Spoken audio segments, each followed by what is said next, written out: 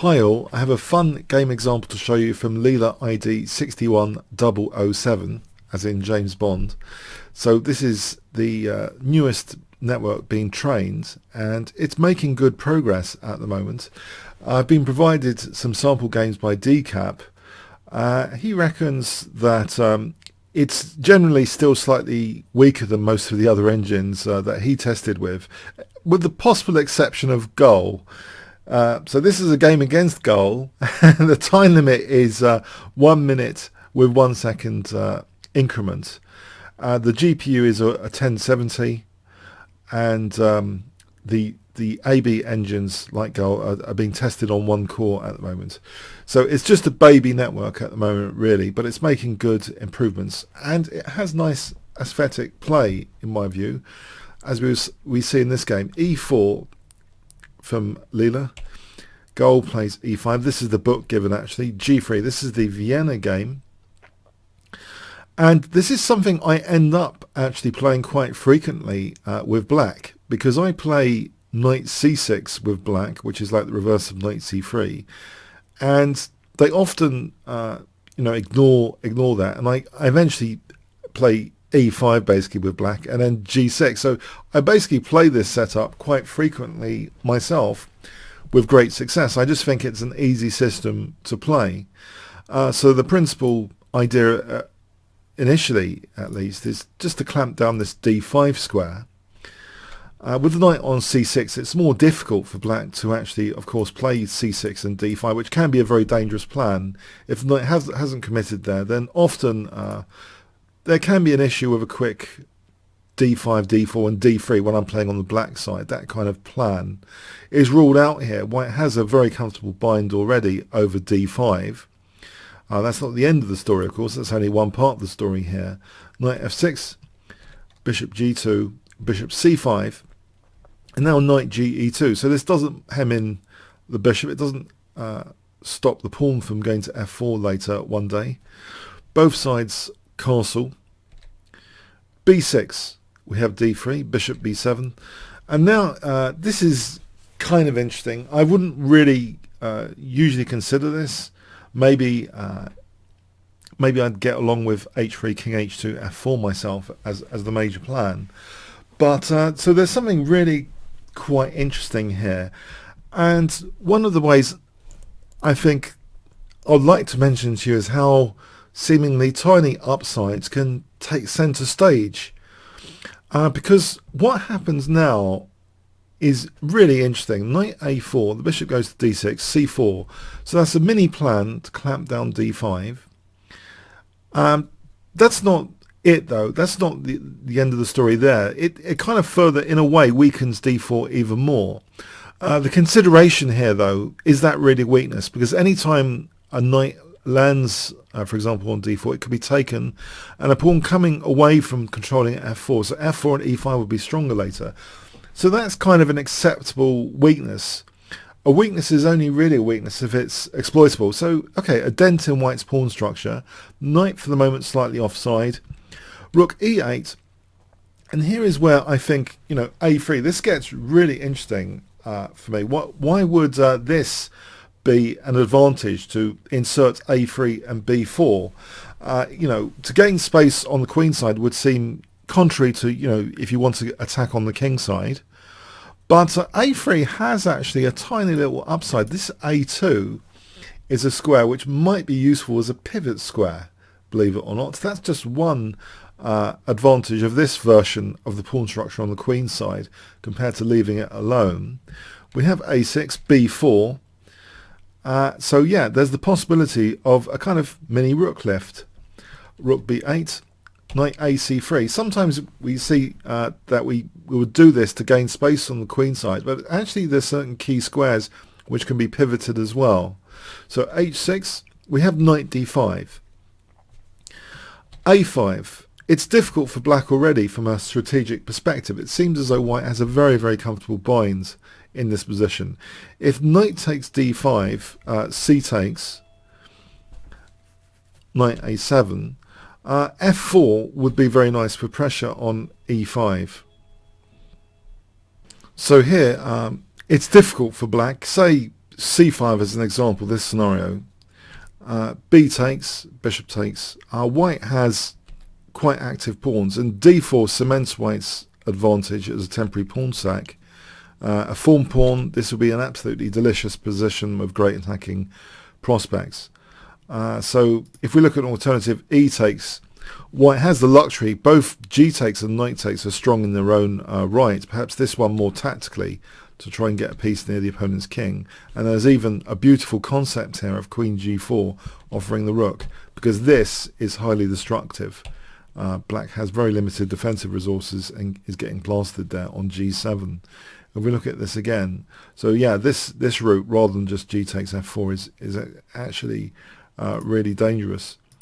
If we look at this position, it's pretty hopeless. If king H7, knight F5, and yeah, there's an incoming attack which is, according to Stockfish, it's just impossible to handle.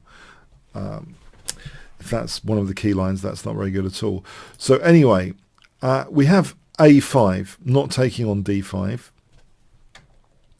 B5, knight D4, which seems as though we're going to get these liberated pawns now after knight takes, E takes.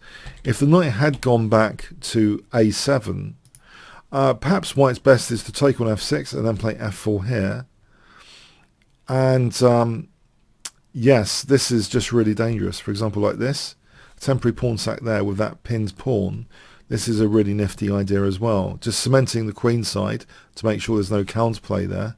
That knight's still stranded. And then G takes, getting that pawn towards the centre, and then white has everything going for the position. And this lovely rook lift via A2, it's a gigantic position to have with the white pieces. So yeah, knight D4, knight takes, E takes. We have actually a really instructive move in its own right. You might not think this is spectacular, but if you played the routine F4, and if you are playing this with white and black, you need to really know the nuances. It seems as though black, in this case, can predict the pawn avalanche and play knight H7 if F5 C6 as an example, and it might actually end up this kind of position. Black's dark square grip is quite evident. This is very, very different to the game continuation. It looks as though, technically it's an even position. So massively different through one idea of simply not taking on F6 first rather than playing F4 gives black that seemingly very strong resource, knight H7. So snapping that off, queen takes, and now F4 with the immediate threat of E5. We have bishop C5, otherwise E5 will fork the bishop and queen pretty non-controversially. Now here is that nifty rook lift, rook A2. And this is what I mean. Sometimes little downsides can start, take centre stage later, providing that amazing resource to quickly double the rooks. We have here queen E7. Now F5. This is a total luxury position. With that knight eliminated, there's no eviction notice that can be served up to a queen coming to H5. So that is a key consideration, wiping out black's knights. These bishops are just, they're not very effectual right now. The bishop on B7 is hemmed in. The bishop on C5 is kind of hemmed in. As you'd expect, quite often in neural network versus AB games, the bishops of the AB engines are often, hopeless. Taking away the knights, that does seem to be a good strategy, therefore, as well. So here, the queen can come in now quite adventurously to H5, but without any eviction notice served. And it's actually supporting a beautiful King's Engine flowing attack with G4, H4, G5 here. And there's very little counterplay for black in this position. We see bishop D6. A cementing move, though, luxury, is played first before even touching the king's side. So A4. Ready for the storm, pawn storm as they're sometimes called. G4, this is a lovely pawn storm with great rook support and a lack of knights from the opponent to serve any eviction notices. Queen E7, the pawn storm continues. H4. This natural flowing play, makes annotating actually these games of neural networks much easier and more fun, and picking up ideas for our own games that we can use the Vienna for a simple pawn storm like this. And this is often what I like to do with the black pieces, because I kind of get these positions in reverse with black. But to see the instructive queenside play and the clamping implications here is very nuanced. It's slightly more nuanced than I normally play. So queen d6, rook a f2, bishop g3, rook f3, queen e5. Black is really without a plan and seemingly okay, putting a formed bishop into white's position. It doesn't seem the greatest idea ever after g5 because it is a tactical target in its own right. We have here a desperate looking d5. It's already busted black's position here. This kingside pawn storm looks absolutely devastating, visually crushing. If hg, hg, g6, fg, fg, queen takes, we just have this, and the bishop's dropping off. It's a negative. It's a massive negative, that bishop, in these variations, as you might expect, even if the attack doesn't totally smash through. And any time there's like, if king h8, then rook f7, and black's getting mated. So this is a really crushing position, and this is just a desperate move, d5. C takes, king h8, f6, so avalanche on the king side, rook g8. This is just absolutely all over. F takes, rook takes f7. So the rook's being doubled with that nifty rook a2. It all comes to light now. This major upside, tiny little, what seems to be a subtle configuration change of the queenside pawns. We have these rampant rooks doubled now with this battery. Queen d6, rook 1 to f6, so that's going to crash through on h6. Black played rook takes f7, trying to offer the queen. White doesn't need the queen. Queen takes f7, just renewing rook takes h6 as a killer threat. Black's basically given up here with this, and the game was ended. Both engines thought it was more than +8 by this stage. So just to put the checkmate on the board, queen e5, rook takes h6 check. So yeah, I mean, it's not much of a story to tell. Rather, it seems to be a very, very simple story. But this simple story is personal to me because I do seem to end up playing these Vienna in reverse style positions with g6, bishop g7, knight ge7.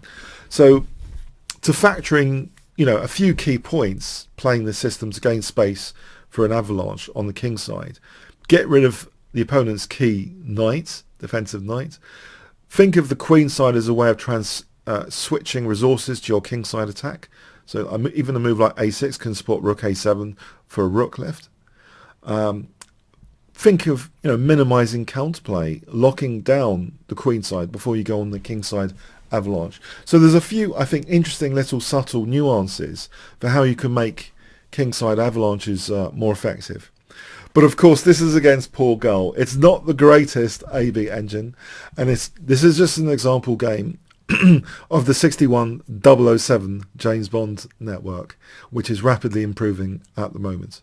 And if you want to support the Leela project, check out LC0, and you can become a supporter helping send training games.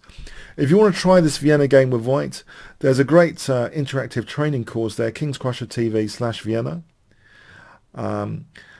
which you might want to check out. Lots of training variations, and there is the recommendation for the quiet G3 system, which is less controversial than sharper lines in the Vienna. Okay, and as you can see, you can use it to gain sometimes a kingside avalanche. Really easy to play stuff and effective. Okay, thanks very much.